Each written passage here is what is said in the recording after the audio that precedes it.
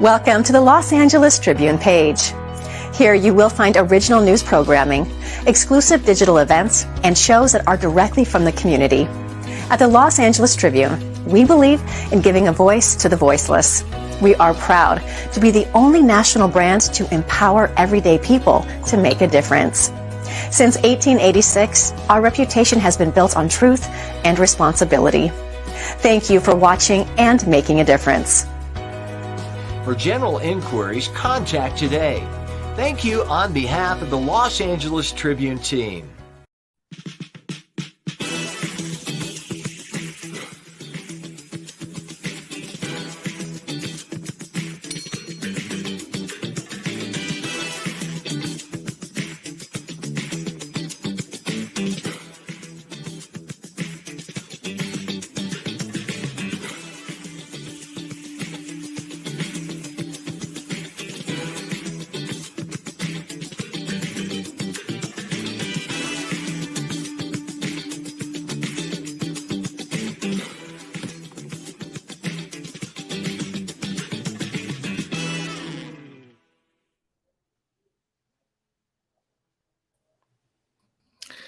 And welcome back to a very, very special edition of the Moe Rock Show. Today, we're honored to have some living legends amongst us. And I say that with no hyperbole when it comes to impact in the world, impact for human civilization.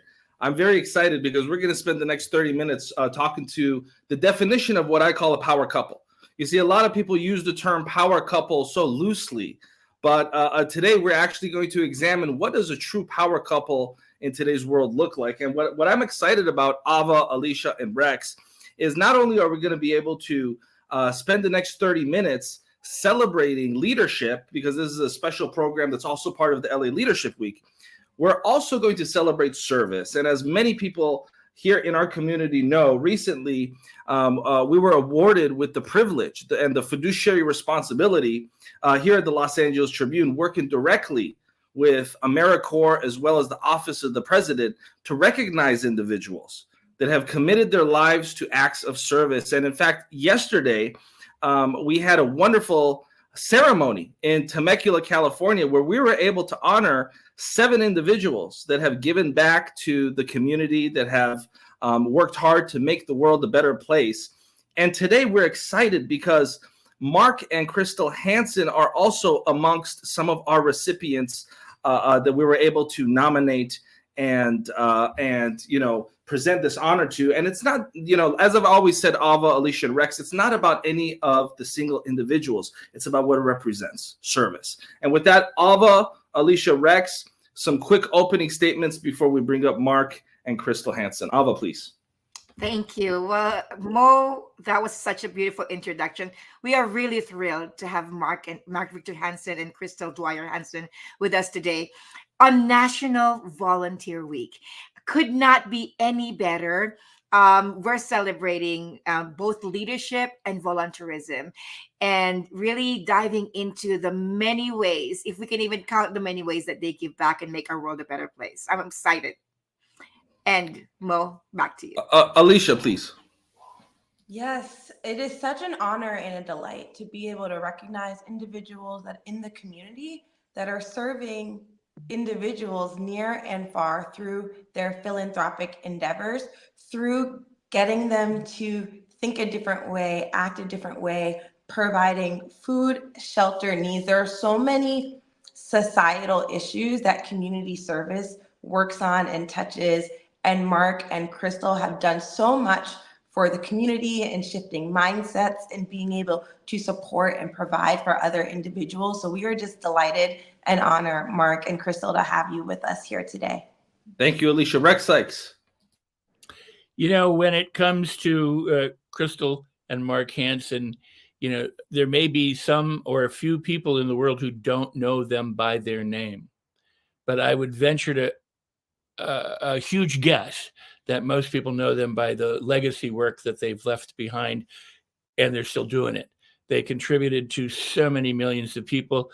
They've reached heights of being able to make certain accomplishments that other people are are hoping someday to be able to do just a little bit as much as what Mark and Crystal have done. So it's indeed a pleasure and an honor to be able to nominate them for all of the work, philanthropic and otherwise, that they have done over the years.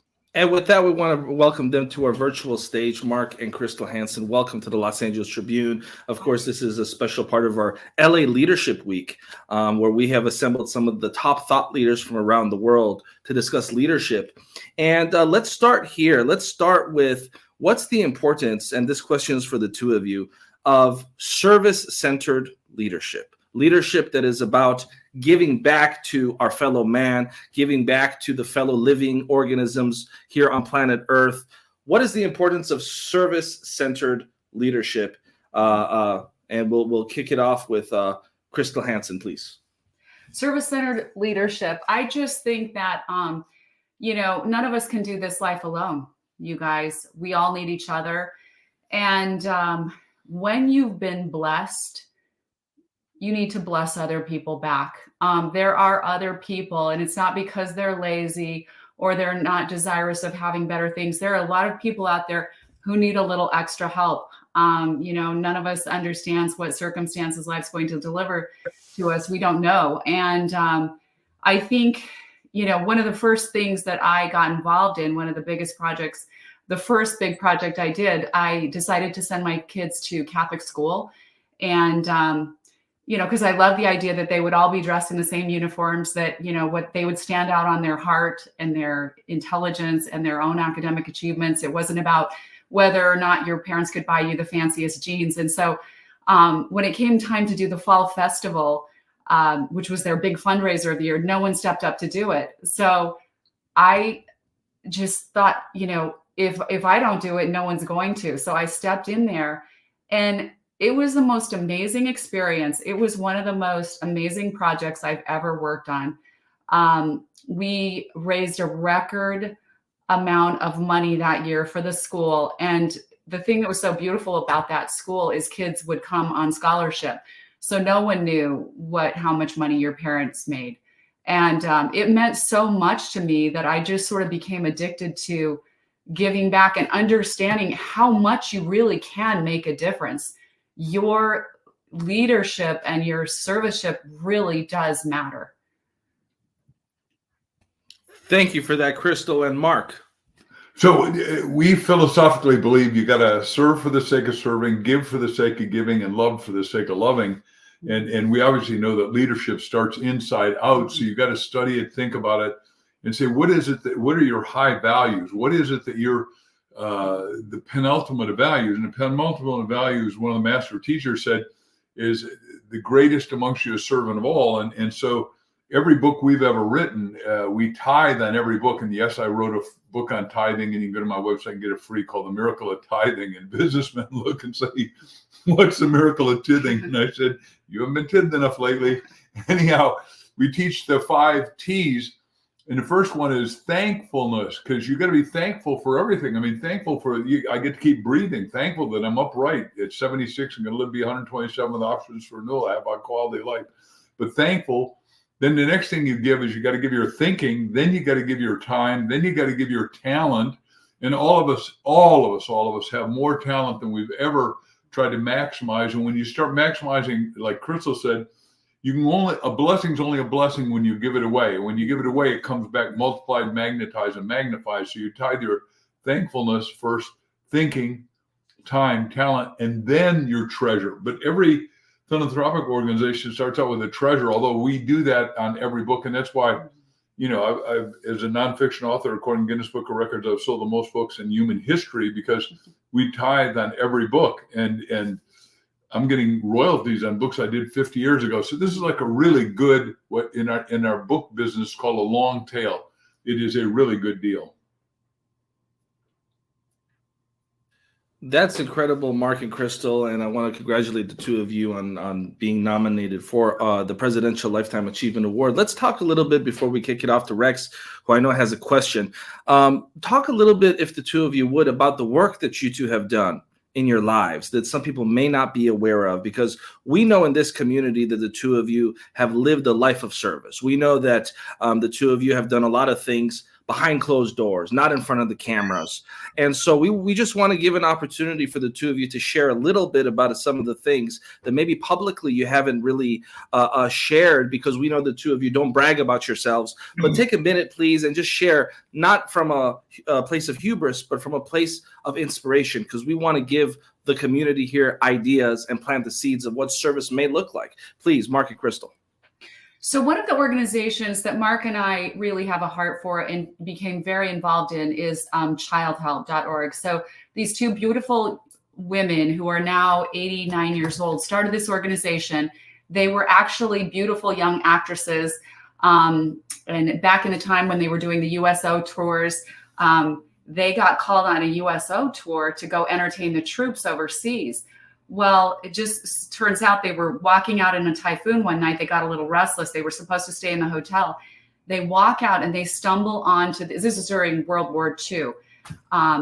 They stumble onto these children huddled on the sidewalk, freezing with no shoes.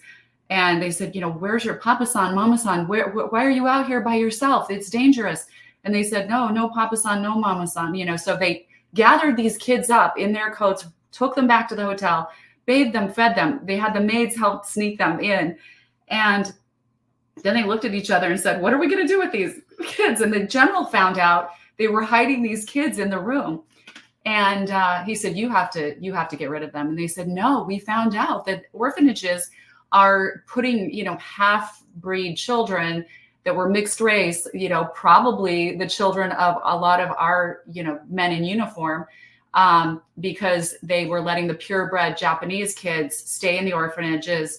Those kids were considered not as important, not as valuable. So they just said, we won't give them up. They spent the next day they had off, they cruised the entire city. He gave them a car to help them go around, and they went to every single orphanage, and none of them would take these kids until at the end of the day, they found a woman named Mama Kin, who was basically in a little hovel. There were no windows or doors on this place. The kids were warming themselves around a hibachi stove.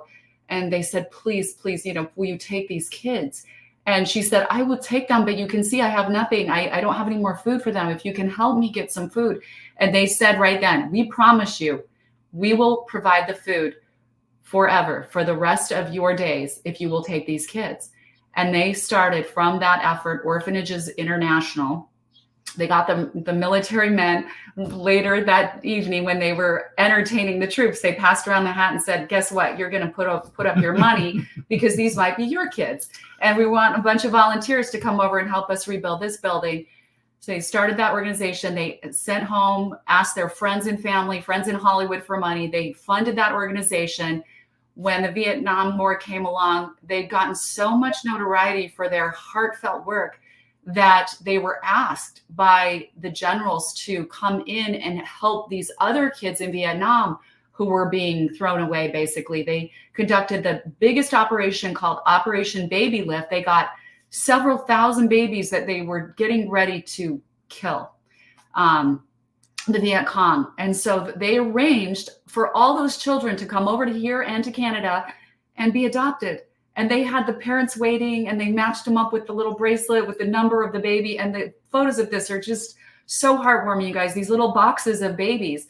So that started, eventually Nancy Reagan came to them and said, you need to help the crisis here in the United States, which is, they said, what crisis? Kids are pretty good here. And they said, no, child abuse. Children are being abused horribly every day. And sometimes it's at the hands of their own caretakers. So they said, we need to do a study on it. We don't know anything about it. Nancy Reagan had a check to them the next week for $25,000. They did a study. They found out, sure enough, kids desperately needed this help. They started childhelp.org.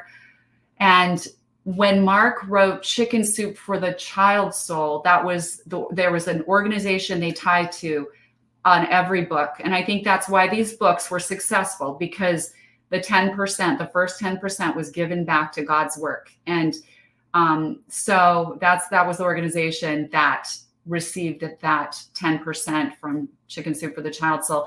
And since then, Mark and I have just stayed involved. They asked us one year to run this campaign for their 60th anniversary. And I'm telling you, we don't have any time to run a campaign. but we couldn't say no. So we did it. And we were able to get a lot of new people involved, raise a lot of money.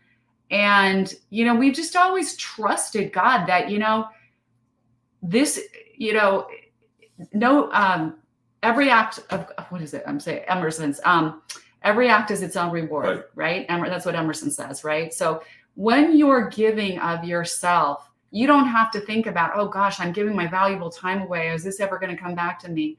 I promise you that every good act you do is its own reward. And I really feel that is why Mark and I have been so blessed, is because we're not afraid to give. And the giving often has to come first before you really see the greatest blessings. So, can I add to that, Mo? We would love for you to add to that, Mark, please. So first of all, Child Help, which we're still on the board of directors of, so we're regulars, and they're headquartered here. These two ladies who are turning 90 in just scant days have more energy than most 20-year-olds. So they're just beyond amazing. But we've helped 12.5 million kids in neglect and abuse predominantly. And it just is wonderful. But I want to jump topics and say, when Liddy Dole came to me and said, look, Mark, you've written more books than anybody. Now it's the number's 3. We're just about ready to publish 322nd book under my name. Anyhow, that's 50 years of, and they're still selling, thank God. Anyhow, Liddy Dole said, hey, look, we're out of blood. And as great as American doctors are, we have no such thing as pseudo blood, false, fake blood. You've got to have human blood go to human that's compatible. And so I said, well, let's go to medical doctors. She said, we tried that. They said, no, thanks, even though they see blood and guts all the time. So, well, wait, I work for a market, but the biggest market that could do it quick would be the chiropractors. I have trained them how to have high volume practices and got 3 honorary of my 10 honorary doctorates in chiropractic and humanitarian awards and all that. And I said, I wrote out all the chiropractors. I said, you're going to call it 800 Give Life. People watching can still do that. And, find out where to give a pint of blood. But they all did it at their offices. We gave a little 3-pot chicken soup book with 3 parts. Everybody who gave blood, they reactivated all their old patients. 25 million patients came in. We got enough blood cryogenically frozen for the next 3 years in advance and saved a lot of lives. Now, let's do it today. If you've never given blood, you ought to do it because it'll make you feel better. You live longer, you're more flexible. And the other little thing you can do, assuming you're going to die someday, is write on your driver's license that you want all your blood when they suck it out and put all that other stuff in. If you're going to be buried or cremated, give it back, because every pint of blood saves 9 lives. And I'm still spokesperson for the Red Cross. We totally are believers, and I believe a lot of people watching this, because they're into the volunteerism. If you give